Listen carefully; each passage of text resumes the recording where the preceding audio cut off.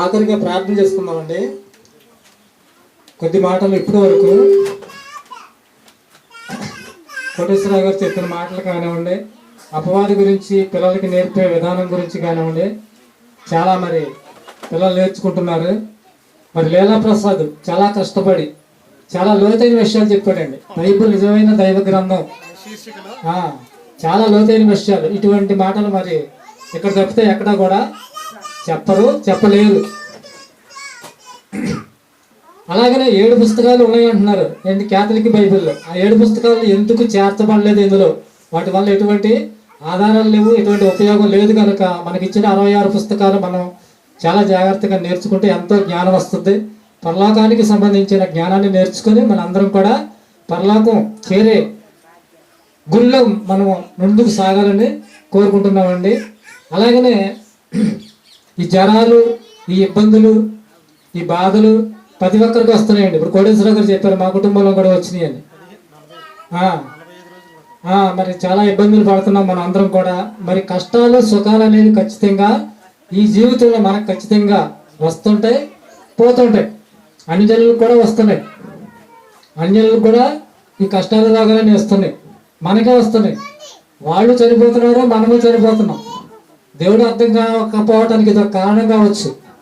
ఏంటి వాళ్ళు చనిపోతున్నారు, దేవుడు అన్నారు, వాళ్ళు చనిపోతున్నారు, మనము చనిపోతున్నాం. కానీ వాళ్ళు చనిపోతే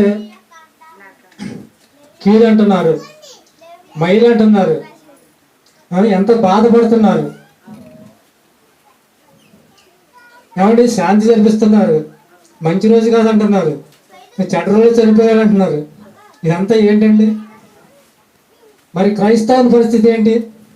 బైబిల్లో ఒక మాట రాయించాడు దేవుడు, యెహోవా భక్తుల మరణము ఆయన దృష్టికి విలువగలది, మరణం విలువగలది అని బైబిల్ చెప్తుంది. అపొస్తలుడైన పౌలు గారు ఏమంటున్నారు? లాభం అంటున్నాడు, మేలు అంటున్నాడు. ప్రసంగి గ్రంథంలో 7వ అధ్యాయంలో 1వ వచనం ఉన్నది, ఒకరి జన్మదినం కంటే ఒక మరణ దినం మేలు అనే ప్రసంగి గ్రంథంలో రాయించాడు.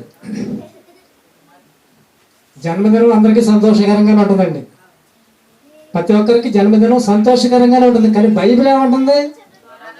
మరణదినం మేలు. ఎలా అయింది మరణదినం మేలు? అతను పుట్టిన తర్వాత దేవుని తెలుసుకుని దేవుని కొరకు బ్రతికి పాపాన్ని పూర్తిగా విడిచిపెట్టి దేవుని కార్యాలు నెరవేర్చుకుంటూ యేసుక్రీస్తు ద్వారా పరలోకం చేరే మంచి దారిలో అతను ప్రయాణం చేస్తున్నప్పుడు, అతని భక్తిని కొనసాగించుకున్నప్పుడు అది మరణదినం మేలుకరం. ప్రియమైన దేవుని పిల్లలారా, మనకు మంచి అవకాశం ఉందండి. మన మరణదినం మేలుకరంగా ఉండాలి, మనకి మేలుకరంగా ఉండాలి, దేవుని దృష్టికి విలువగలదిగా ఉండాలి. సంఘ సభ్యులు, కుటుంబ సభ్యుల మధ్యన సమాధానం కలిగి ఉండాలి, సంతోషం కలిగేటట్లుగా ఉండాలి. కాబట్టి మన బ్రతుకు ఎలా ఉంటుందో దేవుడికి తెలుసండి. సంఘంలో ఒక వ్యక్తి జీవిత విధానం ఎలా ఉందో లేదు సంఘానికి చాలా వరకు తెలిసిపోద్దండి. ఇప్పుడు నేను చనిపోయాను అనుకోండి, ఫలానా వ్యక్తి చనిపోయాడు, దేవుని కోసం బ్రతికాడా బ్రతకలేదా కొంతవరకు సంఘం టాలీ చెప్పగలదు. కానీ పూర్తి టాలీ వేసి పరలోకం చేర్చగలిగేది దేవుడు. కాబట్టి మనకి అటువంటి అవకాశం దేవుడు ఇచ్చాడు కనుక మన మరణదినం మనకు మేలుకరంగా ఉండాలి. కుటుంబానికి, మా తాతయ్య చనిపోయాడండి, పరలోకం వెళ్ళాడు మా తాతయ్య అని మంచి సాక్ష్యం కుటుంబ సభ్యుల ద్వారా, సంఘ సభ్యుల ద్వారా సంపాదించుకునే ఆ వ్యక్తి జీవితం ధన్యమండి. కాబట్టి అన్యులు చనిపోతున్నారు, వాళ్ళు ఏంటో స్వర్గం అంటున్నారు, నరకం అంటున్నారు, శాంతి అంటున్నారు. ఎటువంటి ప్రయోజనం లేదండి. పుట్టినవారు ప్రతి ఒక్కరు చనిపోతారు. కానీ మరణదినం మేలుకరంగా ఉండాలి అంటే ఒక క్రైస్తవునిగా దేవుని కొరకు బ్రతికి దేవుని తెలుసుకున్న వారికే అది సాధ్యం. అటువంటి మరణం దేవుని దృష్టికి విలువ కలది. సమాజం అంతా మరణం కీడంటుంది, భయపడిపోతున్నారండి. మరణం అంటే ఎవరికైనా భయమే, సహజం. కానీ అది మేలుకరంగా ఉండాలంటే ఒక క్రైస్తవుడిగా మనకిచ్చిన గొప్ప ధన్యకరమైన స్థితి. ఆ స్థితిని మనం కాపాడుకుంటూ మనం దేవుని కొరకు బ్రతుకుతూ మన పరలోకం చేరే భాగ్యం సంపాదించుకోవాలని కోరుకుంటున్నానండి. ప్రార్థన చేసుకుందాం. మహాపరిశుద్ధుడైన తండ్రి, మీకు వందనాలు స్తోత్రాలు ఆయన. ఇప్పటి వరకు తండ్రి నీ లేఖనాల్లోంచి నాయన నీ పరిశుద్ధ గ్రంథం గురించి ఎన్నో రుజువులతో దైవ గ్రంథం, బైబిల్ దైవ గ్రంథం, దేవుడి చేత వ్రాయించబడిన గ్రంథం అని ఎన్నో లోతైన విషయాలు నాయన నీ కుమారుల ద్వారా మరి మాకు నేర్పించారు తండ్రి. వీటి విషయాలు మరి ఎక్కడా చెప్పబడతలేదు నాయన.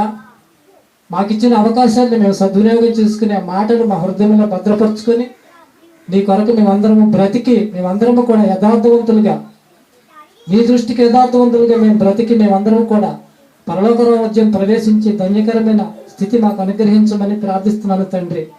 యేసుక్రీస్తు వారి నామములో ఈ ప్రార్థన మీకు సమర్పిస్తున్నాము తండ్రి.